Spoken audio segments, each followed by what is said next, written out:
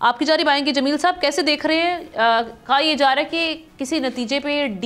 Deal تک تو پہنچ گئے ہیں، لیکن وہ یہ بات آ جائے گی کہ حماس کی اور فلسطینیوں کی جانب سے اب کہا جا رہا ہے کہ انتظار کیا جا رہا ہے کہ وہ اگری کرتے ہیں ان ٹرمز پہ یا نہیں۔ آپ کیا سمجھتے ہیں کہ کن ٹرمز پہ جو ہے یہ ڈیل کامیاب ہو سکتی ہے؟ میں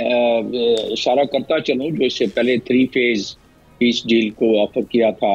بائیڈن ایڈمنسٹریشن نے، اور وہ کافی حد تک بائیڈن ایڈمنسٹریشن سوچتی تھی کہ وہ ہو جائے گا، لیکن اسرائیل نے اس وقت قبول نہیں کیا،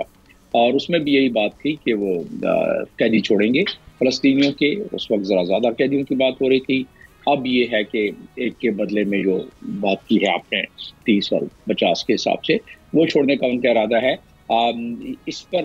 میرے اپنے تجزیے کے مطابق جس طرح ڈیولپمنٹ ہو رہی ہے، اور جس طرح 20 جنوری کے بعد مزید ایک تذبذب کا شکار ہیں پورے مڈل ایسٹ میں لوگ، پوری دنیا میں لوگ، کہ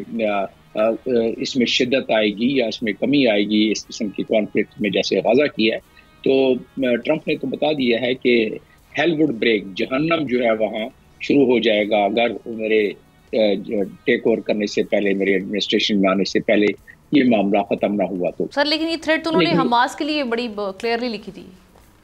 جی ہاں، کہ اگر ہوسٹیجز رہا نہیں ہوتے۔ جی ہاں، وہ تو انہوں نے کہا یہ، اور اس کے ساتھ ساتھ یہ بھی ہے کہ بڑی کلیئرلی انہوں نے واضح طور پر اسرائیل کو کہا کہ آپ اپنی فتح حاصل کر لیں، یہ اس سے پہلے کی بات ہے۔ تو اسرائیل اگر سمجھتا ہے کہ اپنی فتح حاصل کر چکا ہے، کیونکہ ابھی چند منٹ پہلے بھی انہوں نے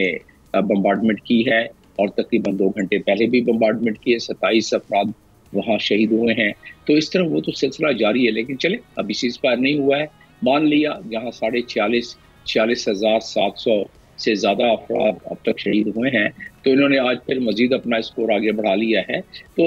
آپ کے سوال کا جواب کہ کیا یہ کامیاب ہو جائے گا، امید تو یہی ہے کہ ہو جانا چاہیے کامیاب اس مرتبہ، کیونکہ اسرائیلیوں نے کیا اس کے اہداف تھے، ان کے اہداف تھے کہ وہ حماس کو نیوٹرلائز کرے، 100% نہیں کر سکا، کافی حد تک حماس کی طاقت کو کم کیا انہوں نے، اب حماس کو ریسٹرکٹ کر دیا انہوں نے چند سرنگوں میں، بس اس سے زیادہ کہیں بھی حماس کی پریزنس انہوں نے اب نہیں چھوڑی وہاں۔ اور دوسری چیز انہوں نے یہ کیا کہ لبنان سے وہ جو ایکسس آف ریزسٹنس کی ہم بات کرتے رہے ہیں، ایکسس آف ریزسٹنس کو انہوں نے نہ صرف بالکل کمزور کر دیا تقریباً،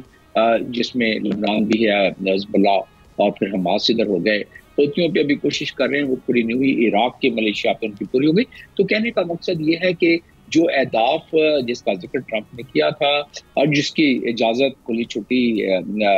بائیڈن دیتے رہے ہیں، وہ تقریباً ان کے کافی حد تک پورے ہو چکے ہیں اسرائیل کے۔ لیکن اسرائیل کا